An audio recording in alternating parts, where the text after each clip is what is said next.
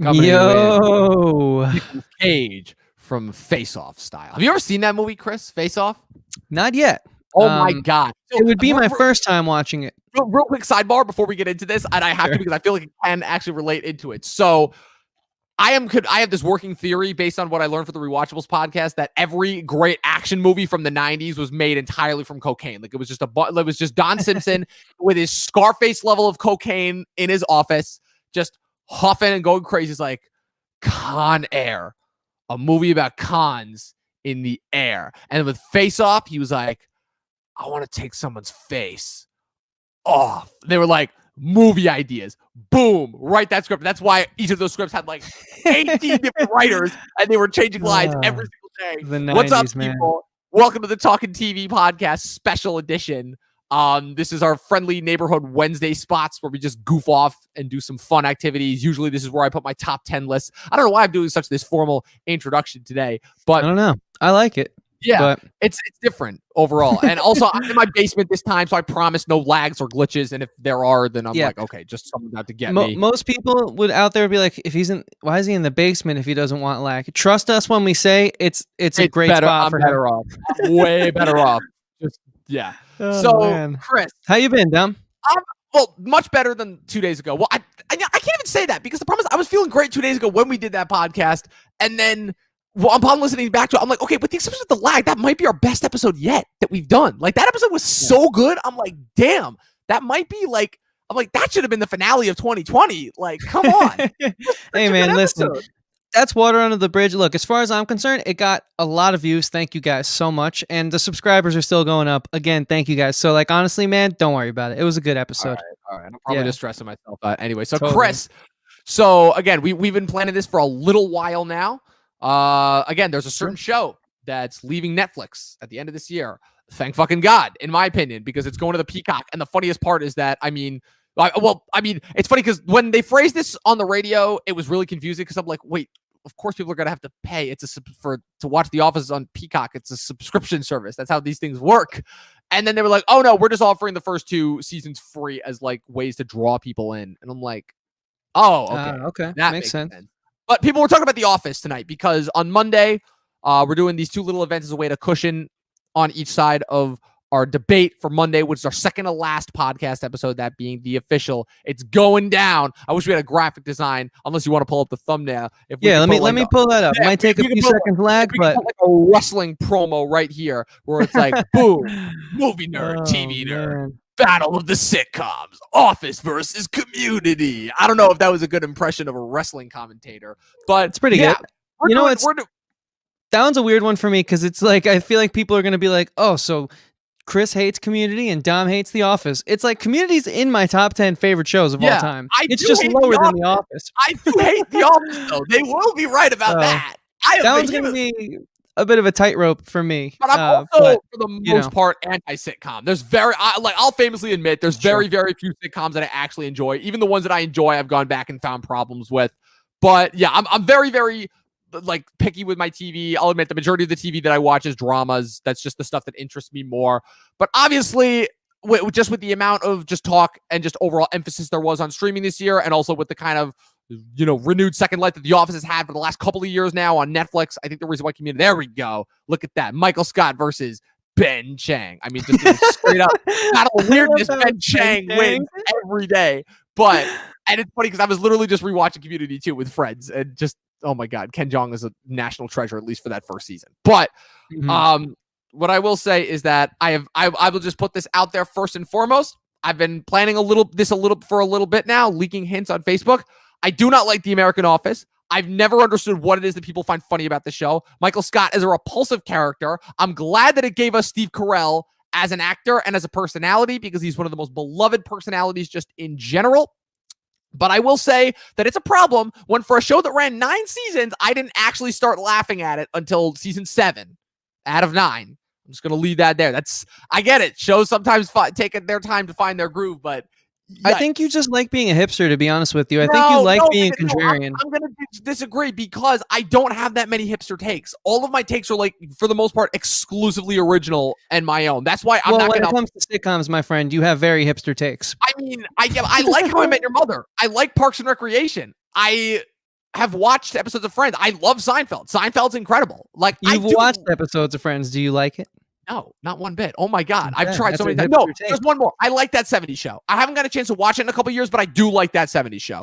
That I like. Well, we got a lot to talk about in sitcoms in the future. I got things to say about that 70s show too. That's mostly just hyping up kind of just like our future discussions with sitcoms and mostly the debate. But yeah, this is going to be on Monday at 8 p.m. on our channel. It's moderated by Guy at the Movies. It's going to be a lot of fun. But again, cushioning these events before and afterwards, we're going to do a tier ranking for the seasons of each show. So famously, obviously, Community, 6 seasons, The Office, 9 seasons. So tonight is The Office tier rankings, and we're going to be ranking all 9 seasons. So similar to what you saw with Chris when he collaborated with AJ on the Lost tier ranking. There we go. And similar to what we did a couple weeks ago when we did our Mandalorian season 1 episode rankings, it's going to be the same thing. We're going to come on each season. We're going to talk about it briefly, and then we're going to rank them on each of the 5 levels. So Chris, run down for the equivalent of the God tier and then A through D tiers. What do we have for our specially named tiers based on Office terms? Yeah, so, this could be considered S tier up at threat level midnight. It is the best of the best. No exceptions will be made. You deserve to be in this spot if you're put there. No questions asked. Underneath that, where a little debate could start to fall, we labeled it very aptly, Did I Stutter? Because if this lands, if a season of the show lands in this segment, don't second guess it either. It's not God tier, but it's still top notch.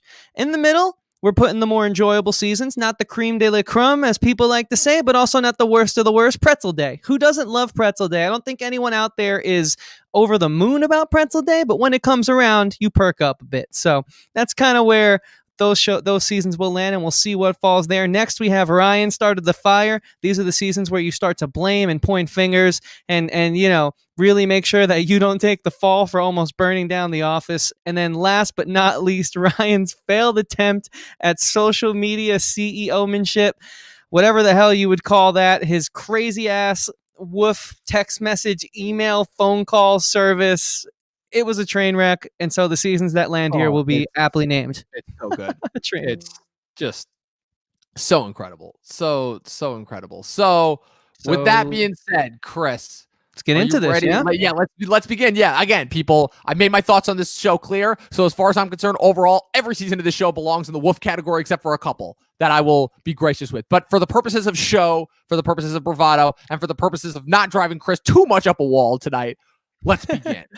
So, starting off, season 1, which famously aired in the spring of 2005. Again, it was, I just got to do a little bit of research on this first because I feel like I can't come into this blind because, I have, precedence. But so The Office, if I'm not mistaken, was the first of these shows that did kind of the shortened first season. We saw this with a couple other shows later on down the line, specifically with Breaking Bad and Parks and Rec's first seasons come to mind. If I'm not mistaken. So The Office, obviously famously a remake of the British TV show that aired for 2 seasons in a Christmas special over in the UK in 2003. So the American Office is obviously adapted for American television by Greg Daniels, who's a veteran writer from SNL, King of the Hill, and The Simpsons. What's it called? Single camera setup, studio audience, laugh track, which famously established the mockumentary look overall. So, first season runs for 6 episodes. It premieres in March 24th of 2005. Debuted to incredibly high numbers. So those 6 episodes in that season include, obviously, once I get to it. All right. Pilot, obviously introducing the chief characters, Michael Scott, Dwight Schrute, Jim Halpert, Pam Beasley, and of course, the newest intern and employee, Ryan Howard, portrayed respectively by Steve Carell, Rainn Wilson, John Krasinski, Jenna Fisher, and BJ Novak in starring performances. Directed by Ken Kwapis and written by Ricky Gervais, Stephen Merchant, and Greg Daniels. So they collaborated on the pilot. Then followed by... actually, it was more of an adaptation. So Ricky Gervais gets the credit there. Okay, the first season was pretty by the book for the most part. I believe there's only 1 episode that was original contribution from the American staff. Right. Yeah. So you actually just pretty much answered that question, which is that for the most part, the show is this season was a very similar remake to the British version. So followed up by Diversity Day, Healthcare, The Alliance, Basketball, and Hot Girl overall. What's it called? Mm-hmm. So.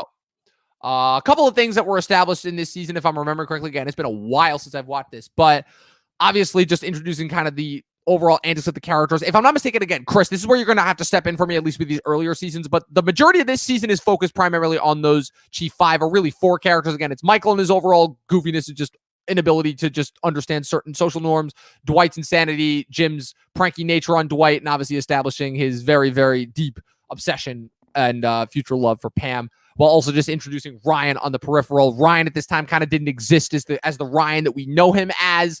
He kind of drifted around until he kind of found his spot as like the angsty kind of joke of a millennial that he was.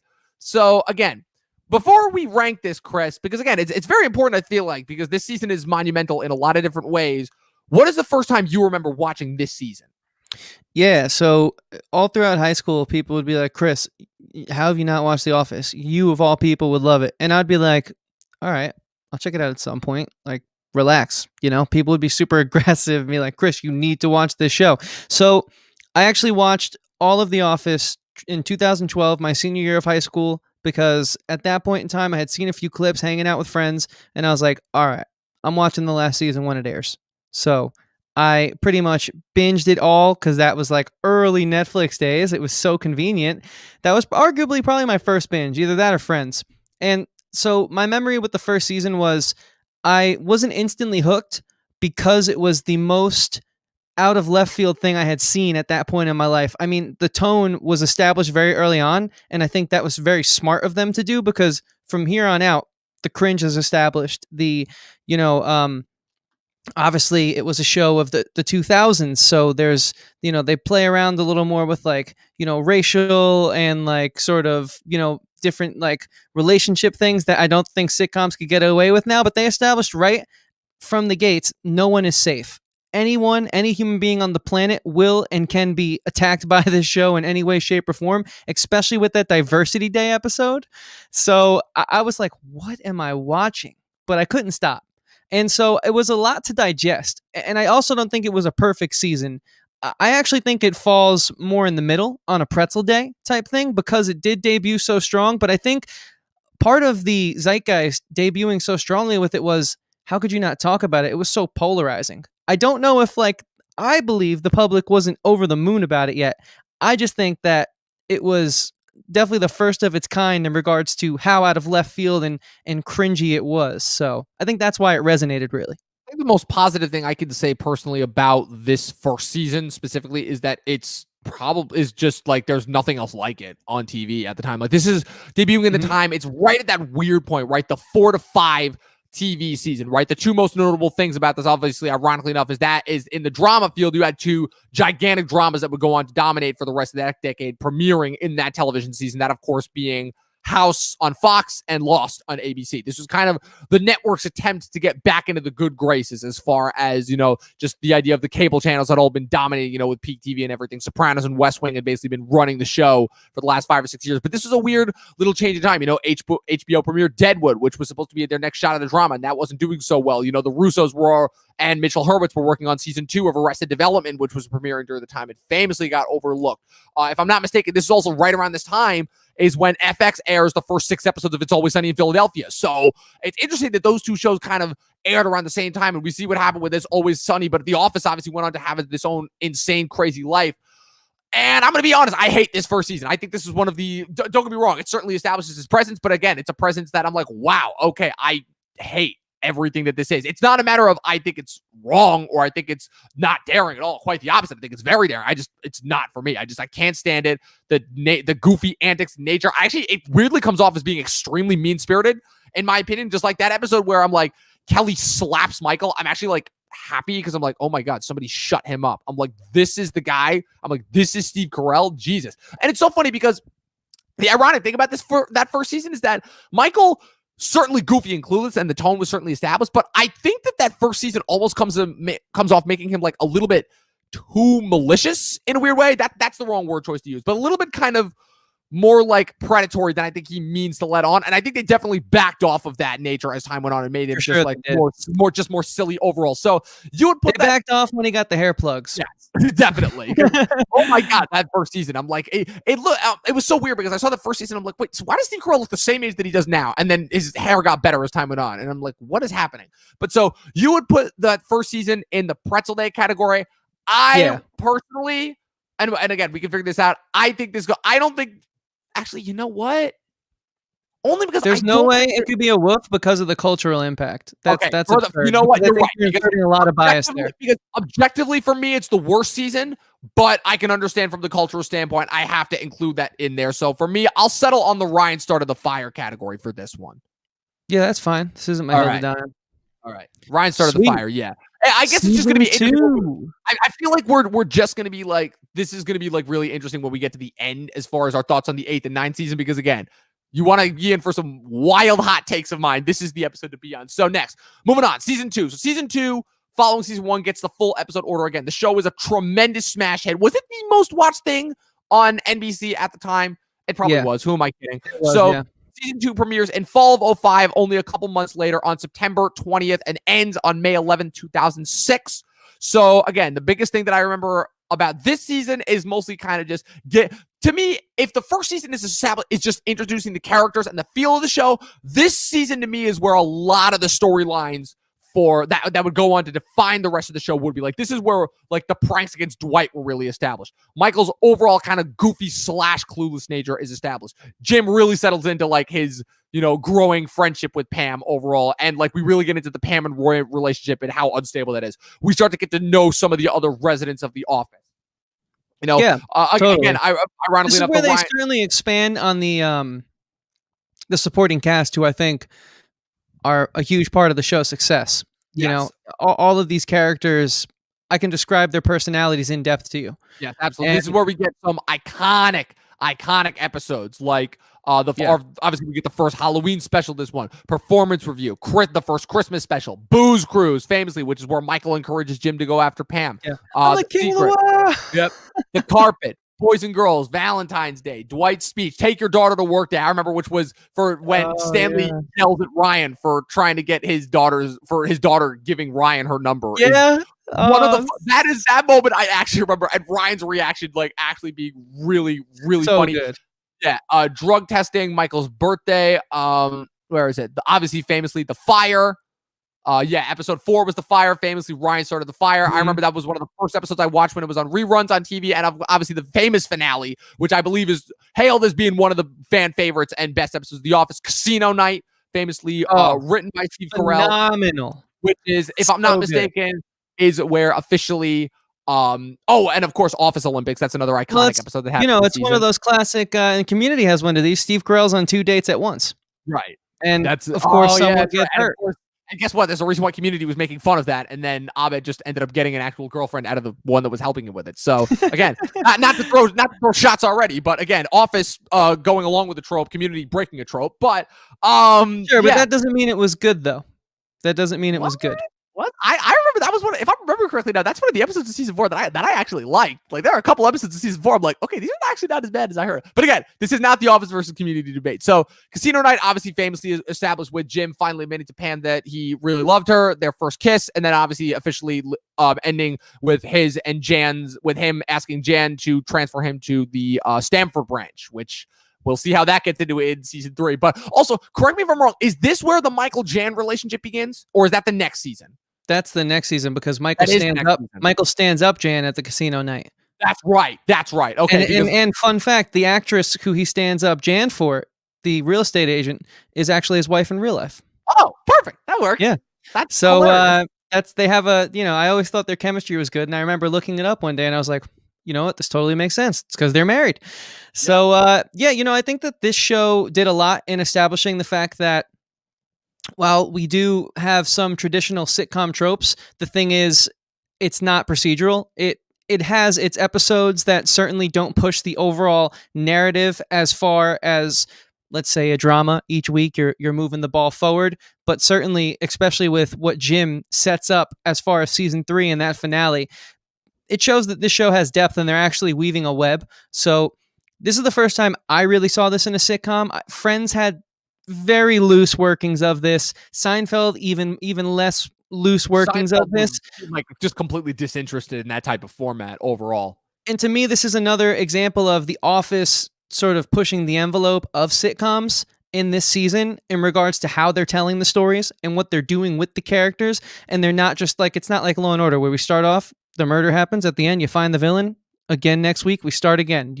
We're changing that TV format. So to be honest with you, I think that this is no lower than a Did I Stutter because of the implications of this season. I agree with that. Again, for all of my slights against The Office, the one thing I will say is I cannot deny that this is where a majority of the things that really started to define this show occurred. I remember some of the pranks in this season really making me laugh. Again, the Ryan started the fire. I actually remember when I watched that back on TV in the day, actually made me really chuckle. And the casino night, I will admit, is a well done finale. Like that is a very, very well done finale overall. So I would agree. This is definitely a Did I Stutter? And I'd almost hesitate to put this in the threat level midnight. But again, we'll have to see where this goes compared to future seasons. But I can't put it in good conscience, being objective and, unbiased myself in the threat level midnight section, but I do believe it is a Did I Stutter, and clearly we agreed on that. So it's going to be interesting definitely to see how future seasons compare to overall, because I don't know, like we could just overall, again, my objective brain versus my subjective brain in hating the show. But so moving on, season 3. So season 3, what's so interesting about this show is that this show did so well,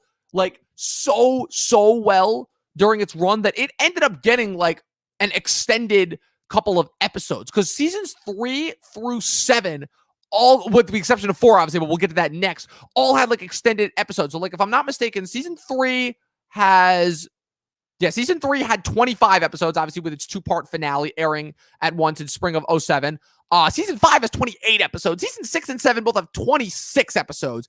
And it wasn't until the last 2 seasons that we got down to like the regular shrunken episodes. But The Office also got way more 40-minute long episodes than I think any other sitcom, which is like unheard of, because sitcoms are terrified to go outside of the only exception they'll make with that is if they do like the 2-parter episodes overall. But so season 3, the big developments this season obviously are the beginning.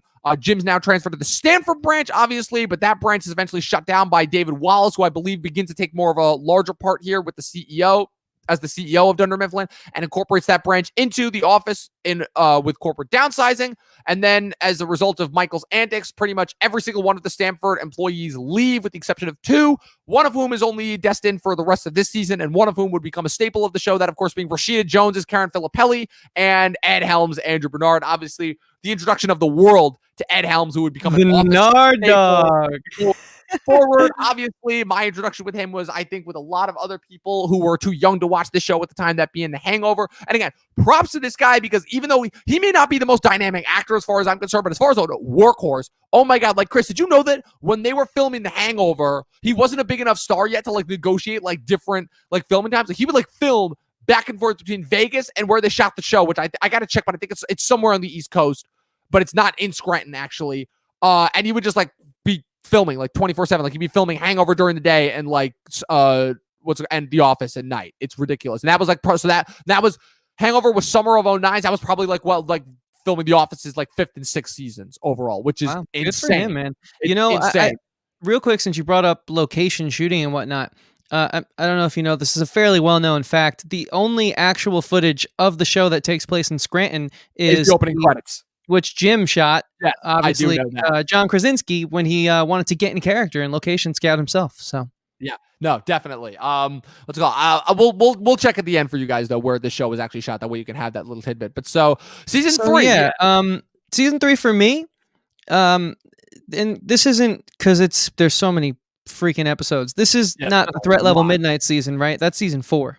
No, the threat level midnight. Oh, okay. So you're talking overall quality. You're talking this season that threat level midnight happens in. That it aired in. That it aired in. Threat level midnight. A big difference. You name off some of the episodes from season 3. Okay, you did them on the first 2. That was helpful. Threat level midnight is season 7. That's when that airs. So right. Again, some of the first couple of episodes. This season famously premiered with Gay Witch Hunt, which famously ended with Michael kissing Oscar in an attempt to prove that he was that he was sexually inclusive. Then you have the coup, grief counseling after Ed Truck dies, initiation when Dwight takes Ryan out to the beet farm, branch closing, which is when the official incorporation happens, and the merger, that major 2-parter. Then the convict, obviously, where they find out that one of the Stanford workers served jail time. Benihana Christmas. Wait, was this a season with the Dundies, or was that last season? That was season 2. Yeah, that was season 2. Last season. Damn it, I knew I was going to miss out. There's so many episodes in here. the return. This was also the season with Oscar's vacation, where Oscar, where Oscar used the Michael kissing him in order to get some hazard pay, which allowed him to go on vacation. Overall, yeah. All right. So you refreshed my memory enough now. So my thoughts on season 3. Yeah, a couple more episodes. Obviously, this famously ended with Beach Games and the job Beach Games, which is where David Wallace famously said that there was an executive position opening up. This is when Michael's fully into his relationship with Jane, but he begins holding like tryouts for the office in order to fill the position. Even though he's planning on taking it, but then Jim and Karen both called David Wallace and apply for the position. Michael ends up finding out that it's Jan's position, which Wallace was hoping to fire her before filling. Famously, none of them end up getting the job, and it ends the last scene of the season is Ryan getting Jan's job, which leads to all sorts of hilarity for the future. In season 4, yeah. So I remember thinking that very weak start to this season, but a very strong finish. I agree. Because something about the supporting cast of I forget where Jim gets transferred to, the Stanford. They just didn't do it for me, and I honestly think it took a little while for Rashida Jones and Ed Helms to come into their own. But the way it recovered is, I'd say it's very impressive to me how it did land on its feet. The beach finale is one of the best. Pam running across those coals of fire is one of the sweetest moments I've ever gotten in a sitcom. No one's looking. She just had to prove it to herself, and I think that was a real growing point for the character of Pam kind of coming into her own and becoming stronger, and all that she went through with Roy and whatnot. It was like, oh, this is a comedy, but it's actually offering human emotional growth as well, outside of just being the butt of the joke and who's the butt of the joke now. So that's why I don't think it is a Ryan started the fire, but I also don't think it's a did I stutter. Now, nowhere close to threat level midnight. I would go with the pretzel day. Where's your head at with that? I'll agree with you on the pretzel day. Just 2 other episodes that I wanted to shout out real quick. The negotiation, famously, which is when Pam and Roy's relationship dissolves after Pam admits to Roy that Jim kissed her. Roy attacks Jim, is famously defended by Dwight, which I remember being really funny, and Roy is famously fired. And then, of course, there was one other thing, which I am now, of course, lost.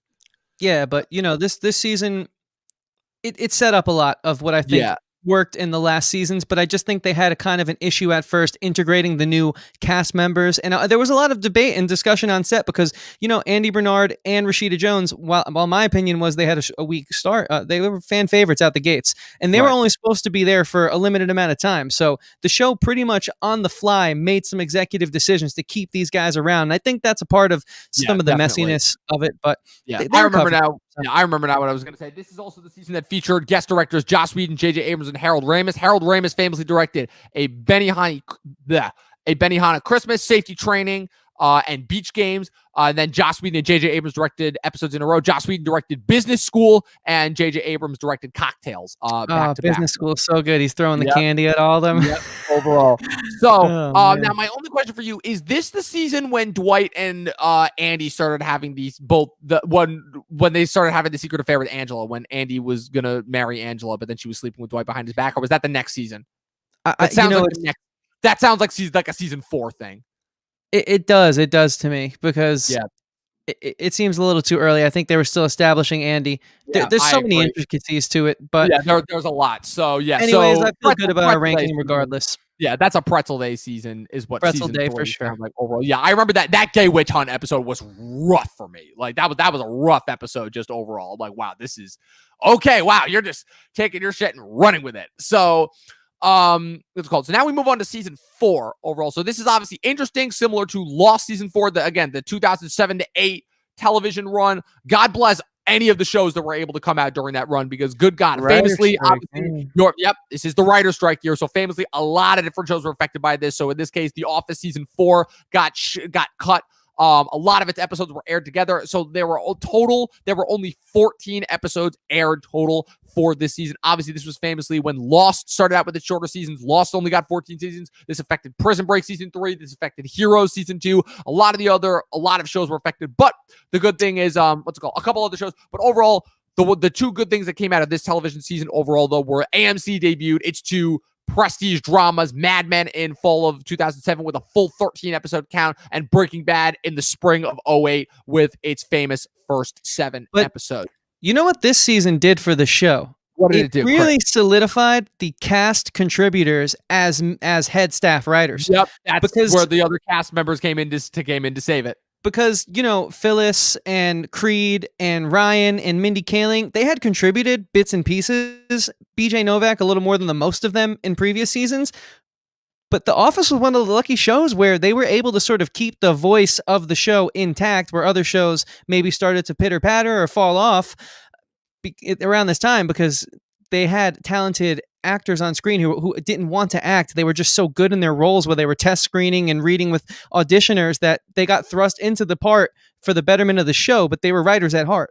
So they got really lucky in that regard, to be honest with you. Definitely. And that's why I don't think that this season never felt affected to me by the writer's strike. It just kind of felt like less, but I actually thought the quality went up, and especially it went up in regards to what we got from season 3. I mean, you start off with the fun run, Michael Scott's fun run for Rabies, which is hilarious and so stupid, and it just goes up from there. I mean, this is where they start pulling off the branch wars. This is where we get the famous Michael and Jan dinner party episode, which I can still sing that song to you that she sings there dancing with her secretary, who she clearly had an affair for.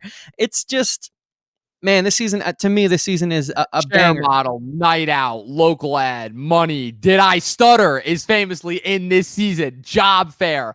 This is the season with Pam's flaying at art school. This is the season where Michael hits Meredith with his car. This is the season where Toby leaves at the end. This is the introduction of Holly. Where we start off with Brittany's back, bitch. That's right. That's right. That is insane. Also, if I'm not mistaken, I believe this is when Daryl starts to take a little bit of a larger role. Like, Daryl really didn't come into his own until like the last 4 seasons, but Daryl, I believe this is when he starts to step up and take a little bit of a bigger part overall. And famously, I think the most prominent storyline here, the repeated guesses as to when Jim was going to propose to Pam now that the two were officially finally together, and it famously ended with Jim proposing at the rest stop in one of the best moments of the show, easily. Yeah, famously, that's such a beautiful moment, man. Yeah, the one thing I will, again, season 4, I remember when I watched this, I'm like, okay, now I can kind of understand where this is like the show is really starting to come into its own. The Goodbye Toby might be the best finale that they've done yet, just for Toby finally having had enough of just Scranton in general, and the introduction of one of my favorite characters on the show, that being Holly Flax, Michael's future wife, portrayed famously by Amy Ryan. And again, just thank God that Michael was finally done with Jan's crazy ass in the same season that he got Holly. Jan, again, way hotter, but way crazier. So for me, Chris, I think we can both agree. I'll even cave on this one because it tickled me a little bit. Season 4 is a threat level midnight season. Yeah, I'm not going to debate you there, man. Season 4 is a threat level midnight season. Absolutely. That's a great season. Again, you know why? It's short overall. Like Parks and Rec, to me, the magic of Parks and Rec is that not every season was 20-something episodes long. The only long seasons were season 2 was 24 episodes, and then seasons 5 and 6 were 22 each, and then season 6 was 20 because it had a 2-parter premiere and finale. Season 1 was 6, and it's the worst season. Season 3 is 11, and it might be the best, and then season 3 and then season 7 is 12 episodes, and it's not my favorite, but it might be perfect. But that's a thing for another day. So yeah, and I also love, that finale, the grandiose nature of it, and Michael singing his stupid parody song, "Goodbye, Toby." It's so, it's just, man. I wish I remembered that stuff as well as you did. So next, I would explain why. So, season 5 overall. This is where we get big. Like, by this point, The Office is like the biggest thing on TV. The writer's strike is over, and it came back harder than ever. They tacked on all the episodes that they had to cut from the previous season onto this season, making for a whopping 28 episodes, which is why it feels like there's like 5 different like major storylines that happen. Like, there's a lot that happens. And again, the 8 to 9 TV season overall television landscape, the last Emmy ceremony that took place entirely in the 2000s before we transitioned into the weird era of 2010. It was definitely a changing time. Again, Breaking Bad and Mad Men are fully on.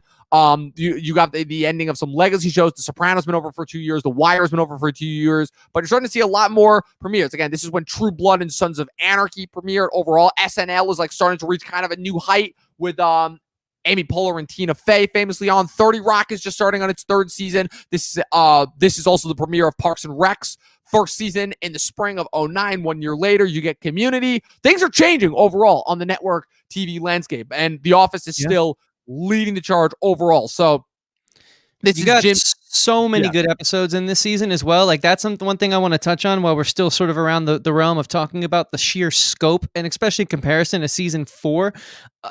Man, 28 episodes, I can't really name a bad one. I mean, you have the Michael Scott Paper Company arc, which was just brilliant. You have the Golden Ticket, which is just so stupid. Nothing makes me... I think that's arguably my favorite episode from the show, is Steve Carell running around as Willy Wonka. It is just the stupidest thing I have ever seen in my life, man. And of course, the Duel. This is where Dwight and Andy's lust for Angela is in full effect, to the point where Dwight, that one scene where Andy pulls up behind Dwight and they're all looking out the window, and Oscar says, "The Prius is silent at 5 miles an hour. Andy deserves the win." And he crushes Dwight up against the gate. And it's just, oh man, this season is complete chaos, not only in regards to how many episodes coming off the writer's strike, just in regards to what happens. And I really think they handled it well. There was a lot of just like there was a lot of sad moments. There was a lot of hilarious moments. There was a lot of ridiculous moments. Again, this is famously when we have to say goodbye to Holly when she's transferred to Nashville. That was a soul-crushing moment. That was probably the first time that I really actually felt for Michael, because for having to put up with all of his stupid antics and his annoying nature, I finally felt like, I'm like, okay, at the very least, he's out of that toxic relationship with Jan, and he's finally finding someone that might actually, do something well for him. And then, of course, it ends with what happens with her. And you know what sucks, man? He does so much for that goddamn company throughout the entirety of the show, and that's how David Wallace chooses to repay him. Yeah, David Wallace is... I have an interesting relationship with David Wallace. I think David Wallace is a guy who I certainly enjoy more post-Michael, because definitely when Michael's on, he always feels like kind of a stick in Michael's butt. Obviously, this is famously the Moroccan Christmas episode where Phyllis famously reveals to everyone that Angela's having sex with Dwight. I remember that was another one of those episodes that I randomly caught on TV back in the day, and I'm like, oh, okay, this seems like slightly interesting overall. Again, the Duel. And to me, I believe the highest rated episode of the entire show happened at the a couple episodes into the second half of the season that aired during Super Bowl weekend of February of 2009. Stress Relief, obviously, where Dwight causes the office to have its own self-made fire drill, and causes Stan by locking what is it, like melting all the door handles shut so they can't get out in order to do the proper evacuation method, and ends up giving Stanley a heart attack, and Michael gives everyone free post to rip on him, and then he gets too offended so that he ends up like coming up with some absolutely harmless wrecks, and that's all before the Michael Scott Paper Company, which is, of course, brings in another two characters, one of whom would only be around for the rest of that season, and one of whom would become an Office mainstay. That would be, of course, Charles Minor, portrayed by Idris Elba. I remember it. I was shocked. I was like, oh, Stringer Bell, what's he doing on this show? And then I heard his American accent, and oh my God, it's very clear that he could do a hood accent way better than just a regular working man's accent, because good God, that British was leaking through every other word. Yeah. And what's it called? And also the introduction of another one of my favorite characters, that being Kelly Aaron Hannon, who famously would go by Aaron for the rest of the show in order to famously not be confused with Kelly Kapoor. Incredible introduction from one of my favorite comedic actresses, who I think does not get enough work, that being Ellie Kemper. Absolutely adorable. She just takes all of Aaron's blatant idiocy and just kind of lack of awareness and just portrays it in such an adorable light. I think that her and Andy were so pure and wholesome before that last season just came and ripped that Band-Aid off. And of course, the big finale for this one was company picnic at the annual Dunder Mifflin picnic and volleyball game after Michael, Pam, and the newly returned Ryan come back. And also, that's famously when we find out Jim and Pam, they're pregnant right before they've actually gotten a chance to get married overall. So again, there was a lot that happened this season, and I remember enjoying this season a lot. I remember this is the meme season, dude. This is the season where all the big memes really come from. Was this when Michael was screaming at Toby no, or was that this season, or was that later on?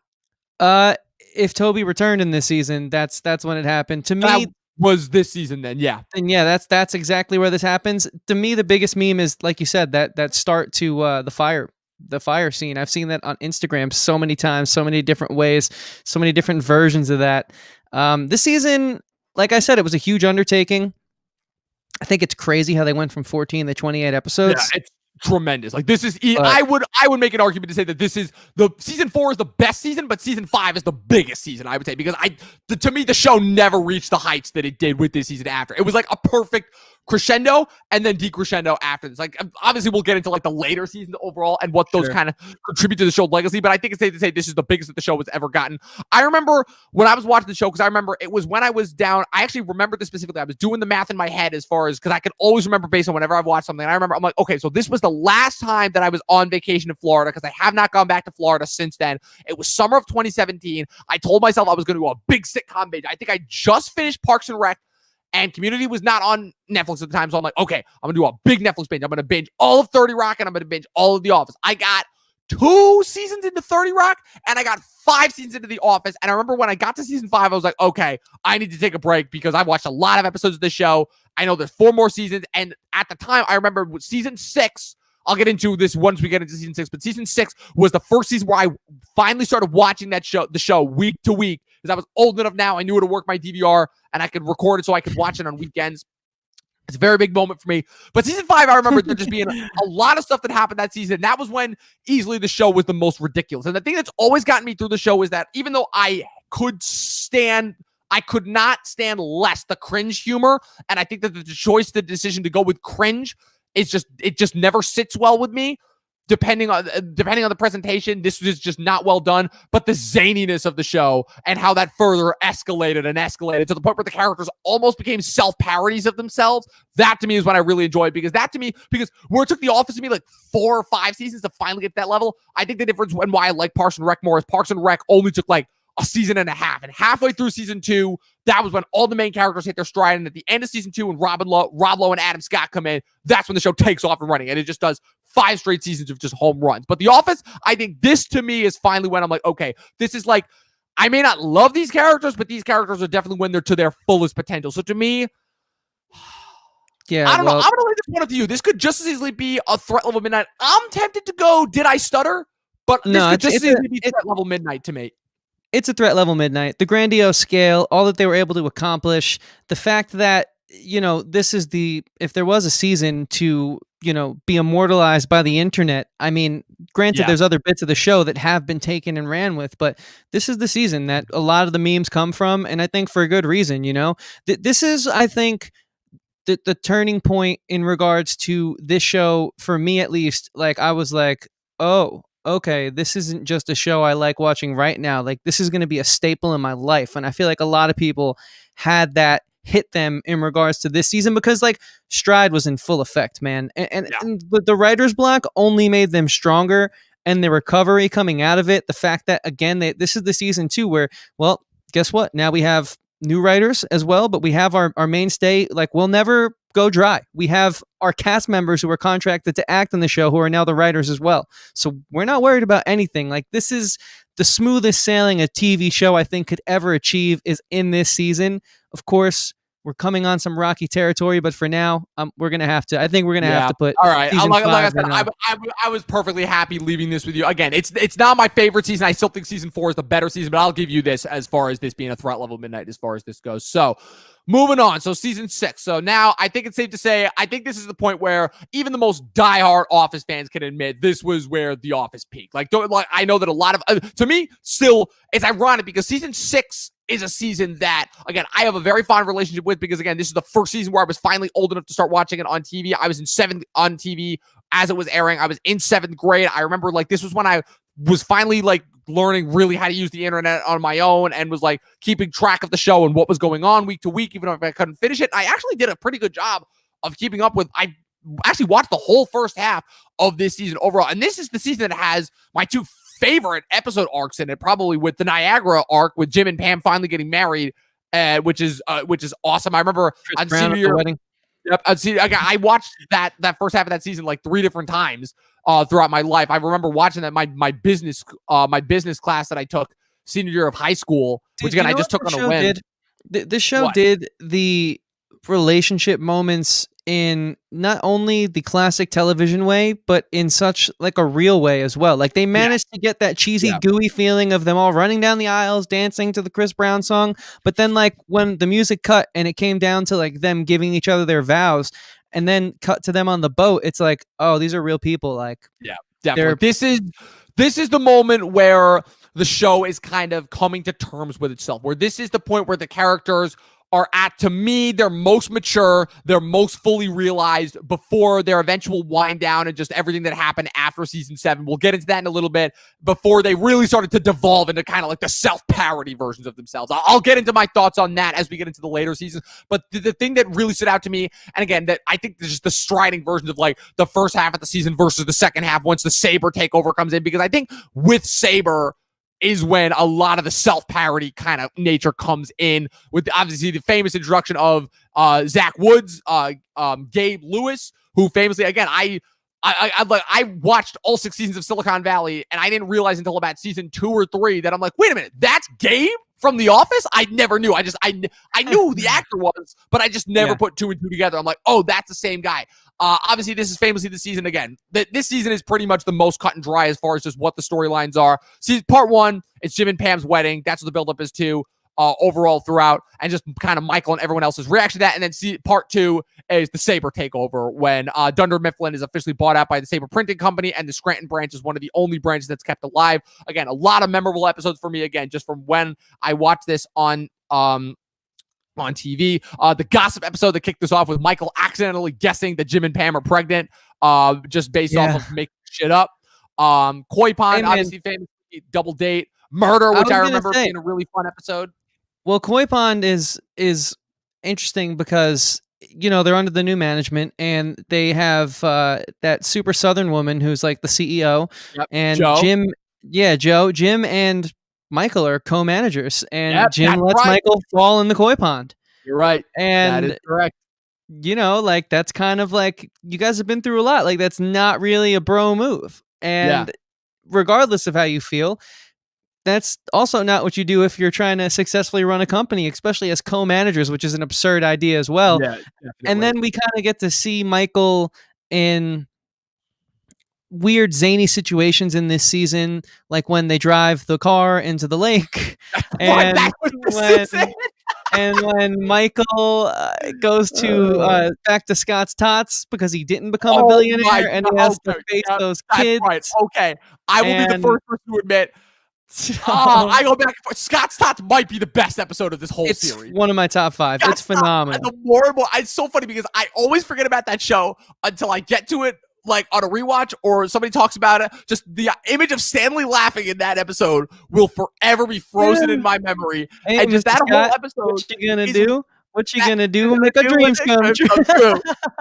That is one of the most painfully awkward 22, 23 minutes of television I've ever sat through, and it is fucking brilliant. That is the one thing I will say. I'm like, okay, this is the one bit where the cringe humor actually works, because Michael is finally, you know why? It's because it's the only episode where Michael actually sees some consequences for his actions, which Michael Scott, I think it's safe to agree, is a guy who coasts on life and gets away largely just based off of just how little his employees actually give a shit, and to the point where they actually become allured by his antics. But this was the moment where it's like, oh my God, this man-child actually does have consequences in his life. And this was the biggest and most awkward reminder of just Michael's overall pathetic nature. And it's fucking incredible. So thank you for reminding me of that overall. Yeah, there's some gems in this season. I do agree with your sentiment in regards to it taking a step backwards, but I also can say I also think it's no less than a pretzel day. I would make the case for a Did I Stutter, but if you really felt strongly, this is a pretzel day for me.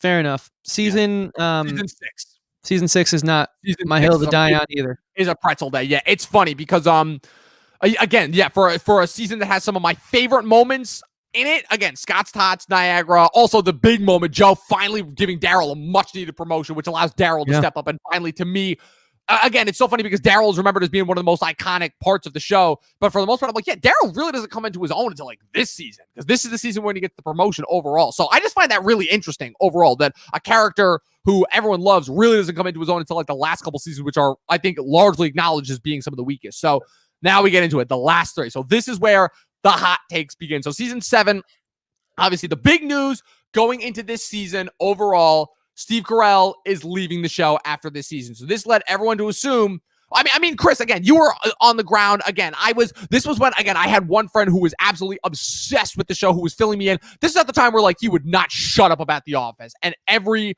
minute, I was like, tuning in everything about, and he was talking nonstop. He's like, oh, Will Ferrell's gonna be on the show. Will Ferrell's gonna replace Steve Carell. And I'm like, what? Will Ferrell? Next thing he was like, nah, Will Ferrell's not on the show anymore. Now it's gonna be, we don't know who's gonna replace Michael's manager, and someone's gonna replace Michael. I'm like, someone's gonna replace Michael. I'm like, what? How?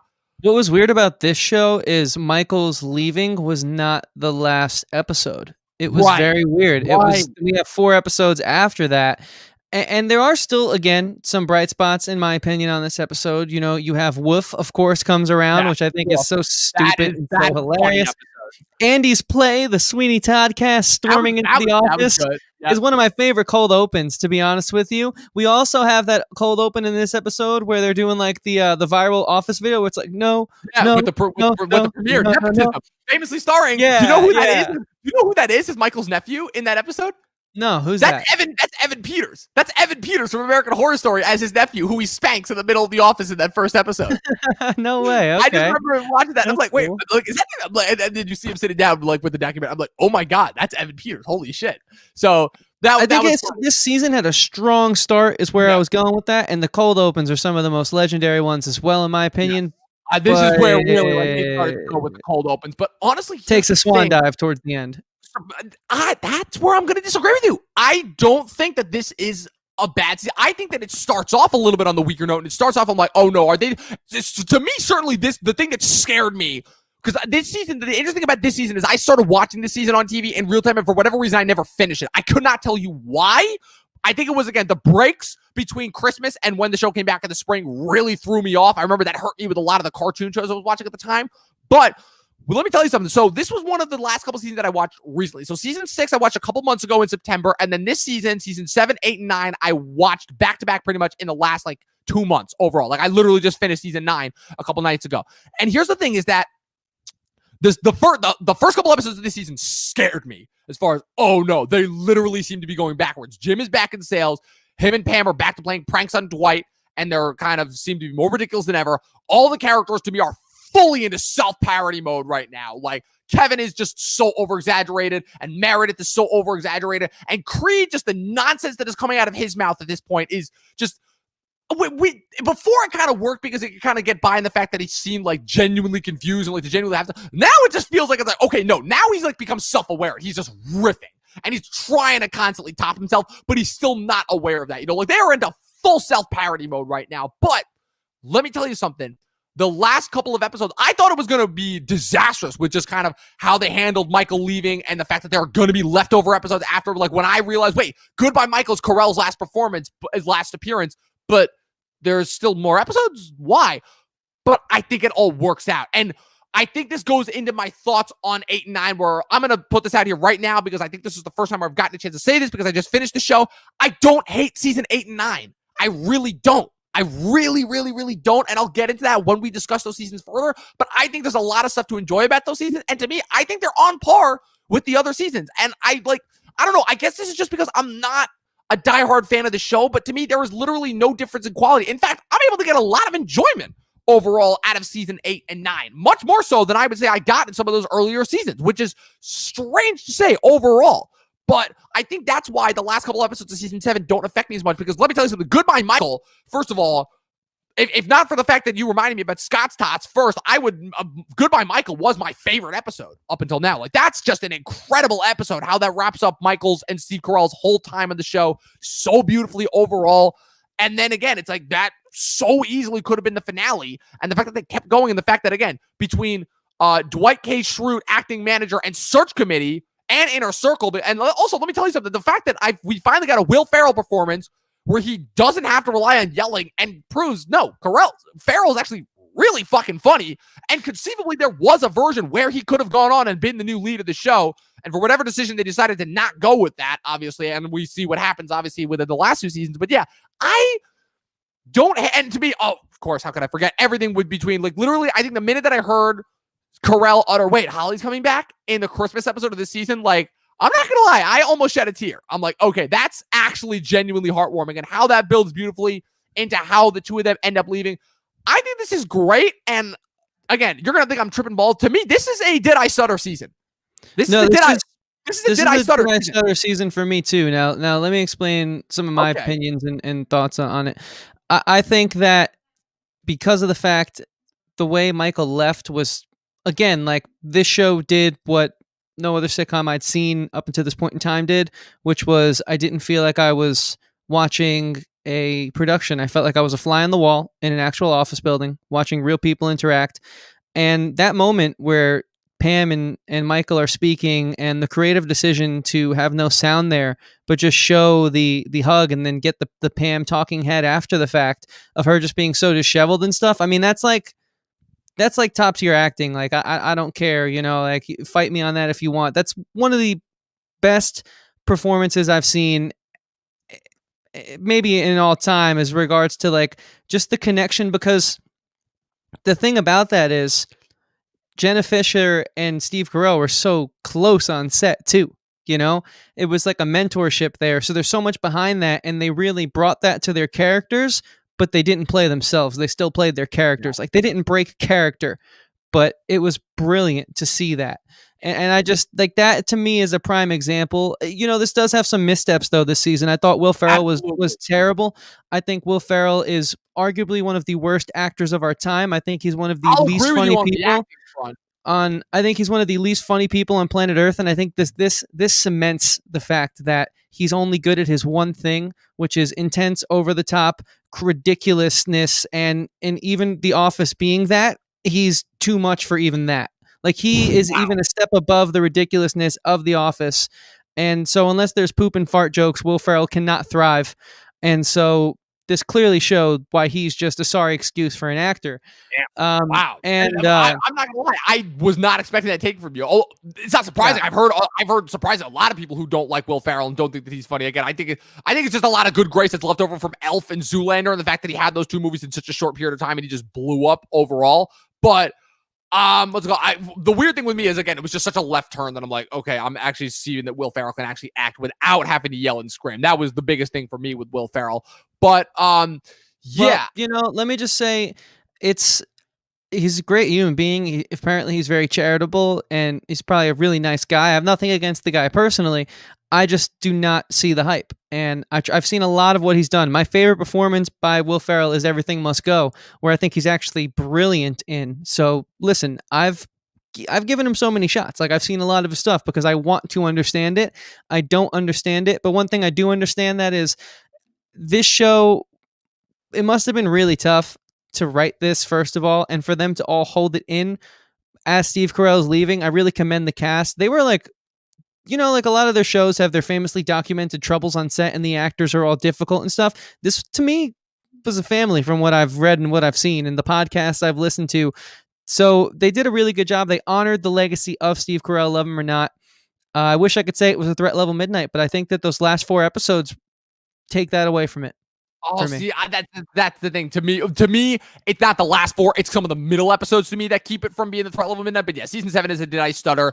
And the only thing that I'll say in order to conclude our thoughts on it is that it really sucks that, just for my personal nominations and just for comedy, 2 different things. Number 1, for my personal nominations, it sucks that Boardwalk Empire and Game of Thrones also premiered this year, which is why both Sean Bean and Steve Buscemi kind of top it, because to me, this is Steve Carell's Emmy year, and it's so disappointing the fact that fucking Jim Parsons stole Steve Carell's Emmy every single year for the comedy actor. The first couple of years of The Office was on, I'm trying to remember who won comedy overall, because that's going back. Did Steve Carell ever win it? Steve Carell never won, for which even I will admit that's ridiculous. He got the Golden Globe, though. He got the Golden Globe, yes, for the first season, but he never won. Jim Parsons beat him out for seasons 3 and 4, which were seasons 6 and 7, and I cannot remember. Oh my God, who was it?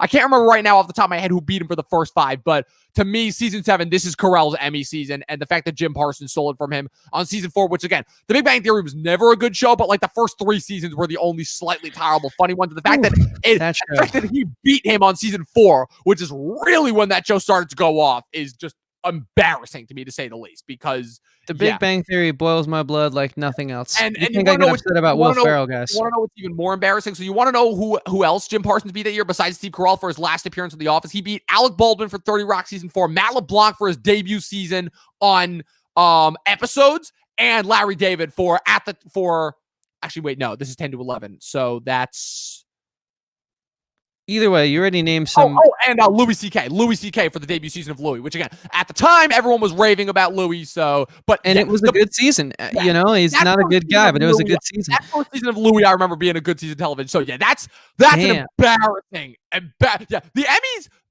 best actor for comedy had a really, really bad track record the first half of this decade. So it just goes to show that, like, it's really just another arm for them to, play favorites and help make money off of. And art shouldn't be put up in such scrutinous competitive light. It just shows that it's just a stupid, idiotic system to have Emmys, Oscars, Grammys, whatever. It's just dumb. Because put it in this way, myself, The Office's biggest hater, I would have even rewarded Carell if I were in charge of that vote. Right, because you're putting your bias aside. Yeah, I'm putting my bias aside, and I'm voting on what the best performance is. And I'm sorry, but out of that batch of actors, I mean, objectively speaking, probably it's Matt LeBlanc or Louis C.K., but like to me, that's Steve Carell's Oscar, like Emmy win.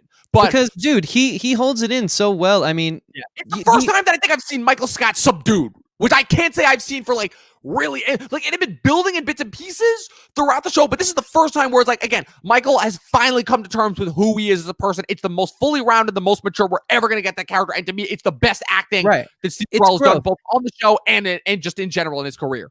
And what I thought was especially brilliant with those last few episodes where he puts in his 2 weeks notice and he quickly goes from realizing, like, did I make a mistake? But then he looks at the woman he loves, and you got to sacrifice something sometimes in life. And it's like you said, it's such a maturation of this character that in the 11th hour was very welcomed, because it almost helped me as a fan be less hurt by what was a devastating chain of events, seeing Michael leave the show, because you really felt that he was leaving because, well, Holly's dad's not doing too well. They have to go live out there, and this is the woman he loves, and he wants to start a family. He was always talking about having kids, and this is his shot to do it. So if you love the character, you got to let him go. And it was just, it's a crazy. That's the most emotional of a whirlwind this show has put me through until the finale. Which let's move towards that now. Let's hit season 8. So real quick, so before we get into it again, because again, there's a very clear divide here that we have to go over. So far, it's pretty evened up so far. So the only, I think, like kind of iffy whatever season is the first season, which is in the Ryan started the fire category, then third in the Pretzel Day, the category, seasons 3 and 6. Then in the second of best did I stutter category, we have seasons 2 and season 7. Obviously, season 7, and then obviously at the threat level midnight are the best seasons, season 4 and 5. So now we get into the last 2 seasons, the post-Michael seasons. And this is where a lot of the interesting discussion comes in, because obviously, again, the idea being that, when The Office is renewed for season 8, again, Steve Carell, the show's star, obviously had left. And you'll have to remind me, but was this the first time that really a show of this caliber had to deal with its main central star? Like, this is the equivalent, I feel like, if we're taking this to compare. Friends, you can't really compare it because Friends is very ensemble based, and How I Met Your Mother, I don't even think this could apply to, because by this point in How I Met Your Mother, it becomes so ensemble based that if Ted left, it really wouldn't matter. This to me is the equivalent of if Jerry Seinfeld leaves Seinfeld and the rest of Seinfeld is about George, Elaine, and Kramer. That to me is what the equivalent of what happened of this shift in the show. Like, this to me, it had never been done before. Like, if a show revolves around a lead, if the lead leaves, your show's over. Yeah, I mean, this show lost fan favorites before The Office. We lost Rashida Jones, and I believe someone else has left who escapes me right now, but it recovered. I mean, she was a fan favorite. Like, they literally wrote her on, like we said earlier, because the fans loved her and Andy so much. But, like, her time was up with the show. But this was the leading man. Yeah. This is your top billed guy. How do you come back from here? Yeah, and again, it's credit to this show for kind of trusting in itself, trusting in its legacy, and just trusting in its staff and its cast to maintain the momentum of the show for another 2 seasons after Carell had long gone. It's so funny because by the time I get to the end of season 9, this is like 2.5 Men when Charlie Sheen leaves and they get Ashton Kutcher. Kind of. But I personally think this show did a much better job than 2.5 Men, because 2.5 Men quickly proved that, okay, I think the difference also, 2.5 Men, was an example.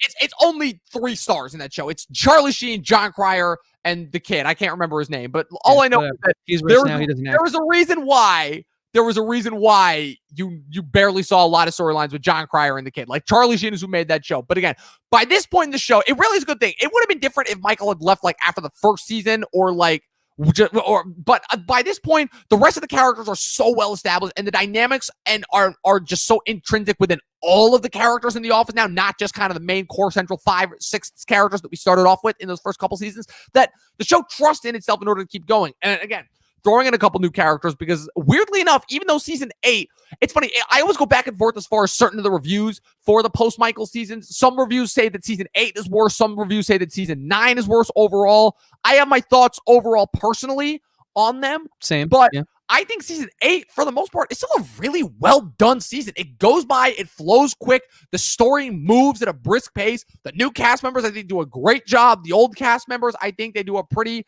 impressive job overall. I think the only real fault of this season is keeping things a little bit too static for their own good. Like, there were points where I would just binge, like, 4 or 5 episodes in a row, and I would have no idea what was happening. And yeah, I feel that. It didn't matter kind of at all. To me, the two biggest takeaways for me are Andy taking over from Michael as regional manager and his attempts to kind of prove himself as a manager. That's the one thing I will absolutely give this season that to me is a tremendous detriment when we get to season 9 is Andy's kind of proving grounds, because this is the first time that Andy's actually been in a position to actually prove himself, to actually not just be a goof. He's handed some real responsibility out of all the fact that he is chosen out of all the other, when it could have so easily been Dwight or Jim. They could have so easily written it that Dwight stays the manager or that Jim does end up getting the manager position. And the fact that they chose Andy shows that they're like, yeah, the show absolutely trusts in itself overall to keep going with this direction. And the second, obviously big one, famously, you have stated top 3 Office characters. And to me, I'm like, yeah, I don't know about this being one of the best characters, but for a guy who comes in the finale season 7, is only in it for 1 season and makes the impact that he does, just shows the power that James Spader has to perform. And that is, of course, Robert California, who famously at the beginning of the season goes down to Florida and talks Kathy Bates Joe March out of her CEO position and takes over as CEO of Saber.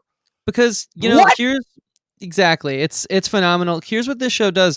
They don't while I do agree with you in regards to they trust themselves and they trust the characters they've built, and they stick to their heels. In a sense, they do a really smart thing in regards to finding a polar opposite from Michael Scott. You know, we've had this boss who, by creating a positive work environment and being this goof who takes so much time out of his employees' days away that they have to cram for 2-3 hours, and they end up being hyper productive because they don't want to lose their jobs because they know their boss is an idiot. They hire someone who's a company man and who wants to thrive and who has money of his own and who has aspirations and who's business minded and is weird and quirky in his own kind of devious ways. And it's very, very interesting kind of dichotomy you have between Steve Carell and Robert California to have something so different be inserted around such a cast that we know how they're going to react. But now, will they react the same way? Who's going to be the suck up? Who's going to be the rebel? And the show also, though, in this season starts doing something interesting where they start referencing and I guess breaking the fourth wall in regards to bringing the camera crew involved and telling us that we're going to be getting the documentary sooner than later. I thought they didn't do that until next season. I thought this season they were still, for the most part, keeping it. They start doing it at the very end. Okay, they start doing it at the very end of the season. They're like, the documentary's coming. And so, like, there is a lot of stagnation in this season. I agree, but I think it's only because it's there, I think, is a natural chemistry in such a bit. Like, imagine if we threw a third person into our podcast. When we have our production meetings, we have a rapport, you and I, and we plan things. We bounce each other's ideas off, you know? We know how to say something the right way. We know how to get an idea across in a respectful manner. If we threw a third person in there, and even when we, like, butted heads, they might not know that, like, it's okay. We're going to drive home and it's going to be fine. It's all for the good of the podcast. Like, it's hard to introduce someone to a work environment. So I also think it's hard to write that as well when you've been so stuck in your same rut for so long. Not rut, but groove for so long. Like, Michael's the boss. What's Michael going to do to Jim now? Well, if Michael did this, Jim would react like this. But now Robert California, it's like, how well did they know Robert California? And I think for as much as Spader nailed it, I kind of think that he was a bit of a thin character until the very end of his run on the show. Very much and so. I think that's a huge pitfall of him. But I think he's just so lovable and so charming and such a good actor, because, you know, there's a lot of this show has a lot of, okay, well, that wasn't quite the line, but we're going to use it because that was good. Like, it was, improv wasn't encouraged, but if it happened, it was accepted. And so I think he kind of, being the legend that he is, I'll just say it, was able to adapt, but I don't think he was given much, to be honest with you. It's tricky with the Robert California character because, again, James Spader, to quote famously Michael Adams, our professor from Dutchess Community College, could read the dictionary and make it sound interesting. That's just how talented he is as an actor. Again, like, you take The Blacklist, which is a show that could not be more boring and procedural, and he makes that show simply with his presence. He came in as a one-off Marvel villain, arguably one of the worst Marvel villains, and made it into one of the best Marvel villains with his Ultron is awesome. Ultron is a badass, and I never understood why people hated him. I'm like, dude, are you listening to his voice? That is not like any other Marvel villain I think we've ever gotten before, and it's all thanks to James Spader's performance as an actor. I think, to me personally, the biggest detriment to both the Robert California character and this season is this season was priming itself up to have kind of another 3 or 4 seasons in the Saber reign under California and almost kind of be the soft reboot of The Office. But the fact that, I don't know if it was the fact that they knew that their next season was going to be their last, and they wanted their next season to be their last, is why they end up kind of retconning everything, have California pitfall in the company, and then having David Wallace come in to literally save the company and kind of bring things back to the status quo and kind of getting rid of all of those storylines before they had a chance to be fully fleshed out. Like, Gabe, it really sucks because as good as Zach Woods is on the show, Gabe, to me, will always be one of the biggest tragedies of the show because he goes from being this character that has a lot of potential and has a chance to really become ingratiated with the cast and become really fleshed out to becoming a one-off joke after Aaron dumps him in the most savage way possible at Michael Scott's last Dundies the previous season in season 7, which leads him to become just like one of the most severely unlikable characters in the show by actively trying to undermine Andy in the most obvious, ridiculous ways, just because he is still in love with Aaron. It really, really sucks because it took what could have been an awesome character and made him into a little bit of a pity party. And then the fact that he kind of disappears after the Saber crash with no explanation until he randomly pops up again in season 9.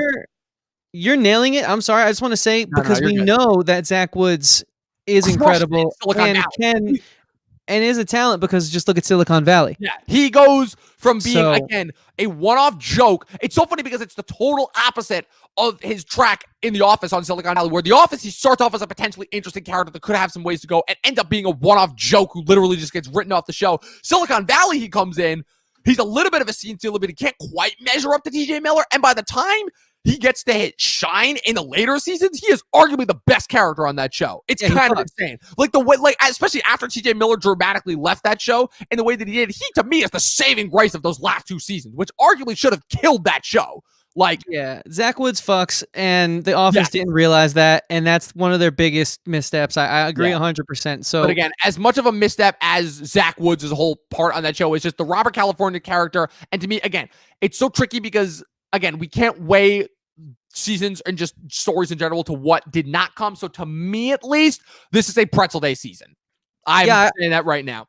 I'd agree. And honestly, if you made the case, if you were going to make the case, I said to myself, if he makes the case for a Did I Stutter, I can't deny it, because again, this is not a Did I Stutter season. I can say that right now. As good as Spader is, this is not a Did I Stutter season. I would justify it though because of what Spader was able to accomplish in such a chaotic time for this at this point in time, iconic show's history.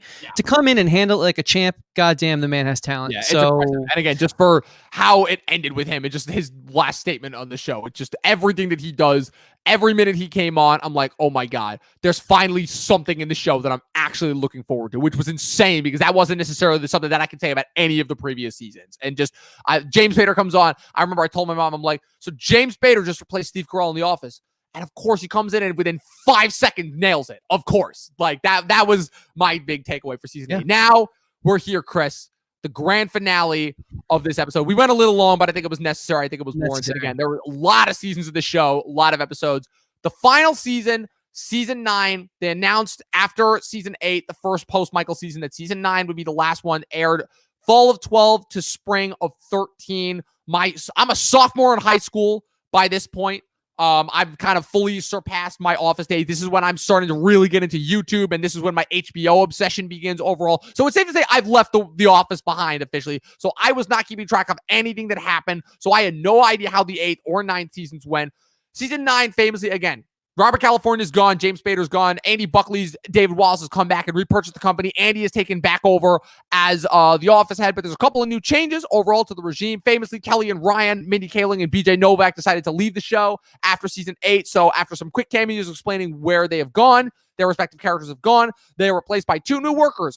Future I'm Dying Up Here alumni, Clark Duke and Jake Lacey, who would go on to become, again, superstars. Clark Duke had already had a little bit of a little bit of a starring role alongside other office star Craig Robinson in the criminally underrated time travel comedy Hot Tub Time Machine a couple years earlier. And Jake Lacey is a star that is on the rise. He's been in a couple of different things recently. He's kind of always that one-off comedy star that's just kind of there mugging. He's got a very familiar face. For the longest time, he was that guy until, to me, both of these guys broke out in the criminally underrated Showtime hit that was canceled way too soon. I'm Dying Up Here, about stand-up comedians in the 70s. Those two easily give 2 of the best performances on that show. And so when I saw that they were kind of the new guys in this season, I was like, oh, okay. And so here is my hot take about season 9.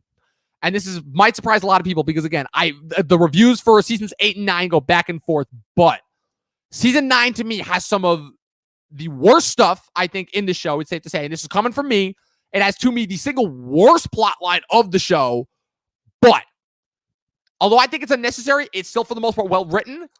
And I love season 9 for how it ends. This is the most bipolar season of the show for me, and I fucking love it. Like, if not for the fact that I know I'd be laughed off the internet, I would argue to say this is a threat level midnight season, even though I know for a fact that I am objectively wrong there, but I don't care, because for those last 3 episodes and for kind of the emotional highs and kind of the satisfaction that I get from this last season of kind of understanding, okay, this is finally the end. But unlike, that's the thing, so many shows, if How I Met Your Mother had just landed its fucking finale, it would have had it. So many shows missed the mark on this where they don't understand that they are coming to the end of an experience, and so they have to put that moment into every episode. And I think this season did it. For all of its pitfalls, don't get me wrong, again, there was a lot of stupid stuff in this season. There was a lot of unnecessary stuff. I think the whole Jim and Pam thing that happened felt so unnecessary and tacked on and just there for the sake of taking up space. Everything that they did with Andy this season was just so depressing overall, especially with how much growth and maturity that character had undergone in the previous season. At this point in time, I think Andy, not the character, I guess the actor Ed Helms kind of was. Yeah, I think he saw the writing on the walls and he was like, I'm actually not going to work my schedule around shooting The Hangover this time. I'm going to leave the show, and I think this ship is... That was very, very apparent. Like that when he leaves in the Bahamas, like 6 episodes in, I'm like, this was when, and I checked it. I'm like, yep, he was filming Hangover 3. That's like, this is when, again, a lot of the cast seemed to be checked out. Like other cast members were dropped left and right. They knew, they're like, yeah, we got to end this. I honestly think everything they introduced, Daryl and Jim in season 8 being these entrepreneurs, taking a risk, working long distance. I mean, look at It's Always Sunny in Philadelphia. What's that show on? 20 seasons or something ridiculous like that? Yeah, it just got renewed through season 18. Like, it's... So I really think, like, I don't know what happened, and I think there has to be, and this is me speculating, but I would have to assume a morale drop was happening along with the ratings. But I mean, I think they could have really bounced back because the things they introduced in, season 8 never really came to light, never really got the respect they deserved. And I actually thought there was a lot of interesting things you could have played with there, a lot of interesting directions you could have taken it with. So I think they actually slighted themselves in a way by throwing in the towel. And that's what it feels like to me. It feels like they gave up. Season 8, it felt like they really came out the gates very hard. They knew they had big shoes to fill. And I think they filled them.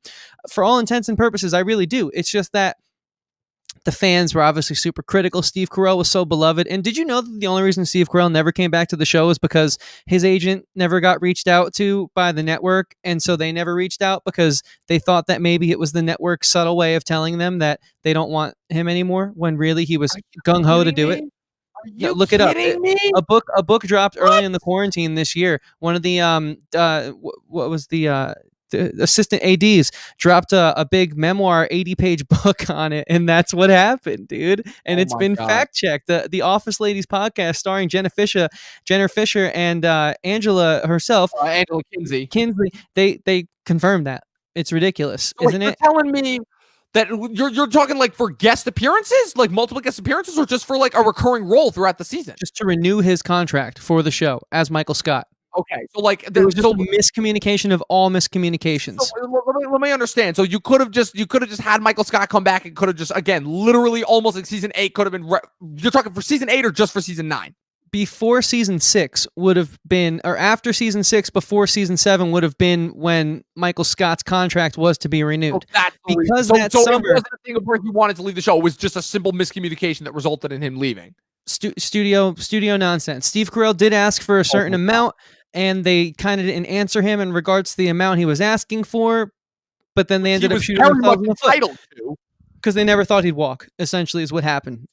Look it up; it's ridiculous. Wow, but that's okay. Tangents aside, I do think they recovered. But what I think they did in this season, and this is where I was getting, they just completely disrespected the entire fan base. They completely threw the towel in, and they just tucked their tails behind their legs and cut their losses, which to me is unacceptable. I think that there are very few bright spots in this entire season. I think the finale is a sad excuse for a finale if I've ever seen one. I think getting Steve Carell to come back and say the classic line isn't enough. You know, it's just simply not enough. And I'll be the first person to admit Carell was not well utilized in the finale. I will say that. It feels disrespectful, to be honest with you. After all the time that I spent with the show, it's like the complete opposite feeling of how I feel about Lost, where like I will defend that finale until I die. You know that, of all people. You know that. I tried to make excuses to defend that finale, but just after reconsider, I'm like, I can't. I just can't. This is the one thing that I can't. It's just so ridiculous, like how, and I hate it. It's not good. It's terrible. It feels so forced, and it feels like everyone's just waiting to get out of there. Like everyone just wants it to be over. Yeah, it's really tricky because, again, I was groaning through everything that happened with the Jim and Pam thing. But again, I think the sense of kind of just the characters understanding that they needed to move on. Again, it was a little bit obvious and under the belt, but I still think there were some good moments in the show, like the bonding between Dwight and mini Dwight, Clark Duke. Again, as deplorable as they made Andy, which again, it was really depressing. It was almost like the show was taking shots at Ed Helms. Oh yeah, I wanted to say mini Dwight and the other guy who you recommended. That made me even more. That made me even more angry because I saw such potential in them, and it felt like they were just thrown away, like all the rest of the interesting things. Right, which really sucks because again, those two, I like those two. I like those two actors. I think they do a great job, and they have, to me, both of those actors. Yeah. With the exception of I'm Dying Up Here, which again is why I heavily recommend people to watch that show. Can't wait to watch that, by the way. Oh my God. 2 seasons, 10 episodes of 20 episodes of perfection. And there's literally not a bad episode.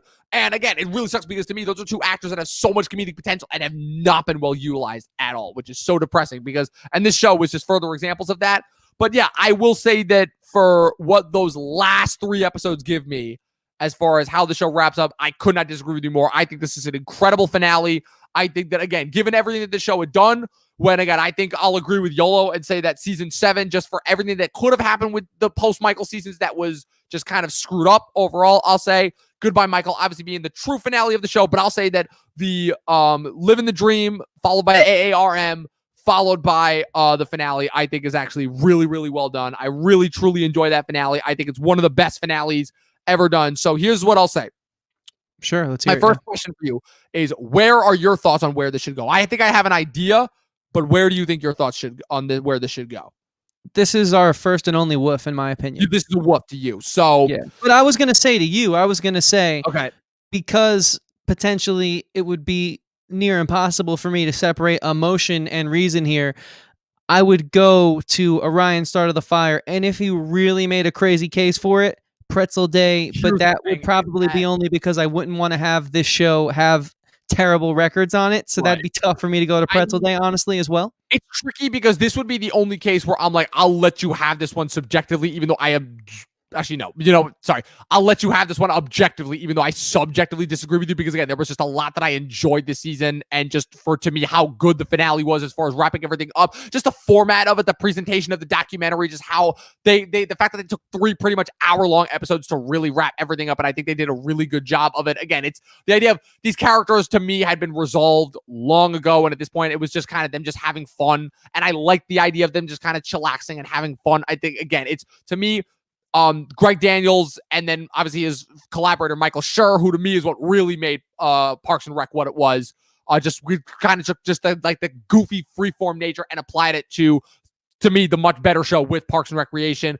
But I don't personally think this is a woof season because just based on, I feel like, our own criteria that we've set up, because like I famously said, season 1 to me is the only woof season in my mind. So to me, if season 1 is a Ryan started the fire, then season 9 is a Ryan started the fire. I'll give you that. Like, to me, I would put this in the pretzel day category, but again, I am not trying to make that argument as far as that goes. So I'll hedge with you and say that season 9 is a Ryan started the fire. To me, there are no truly woof seasons, just based on the criteria that we've set up for this, taking my subjective feelings for the show out of it.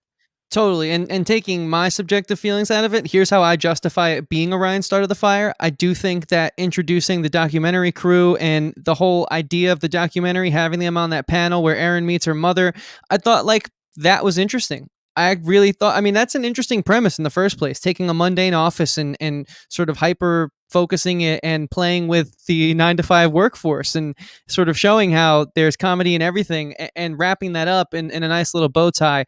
Unfortunately, that's like the only bright spot, but I guess that's enough because it was such a big part of the season to have it be a Ryan started the fire. Hey, look, I'll take it. No woofs on arguably my favorite show of all time. I'm not complaining. I was ready to put it in a woof, though. Let everyone know. I know you were.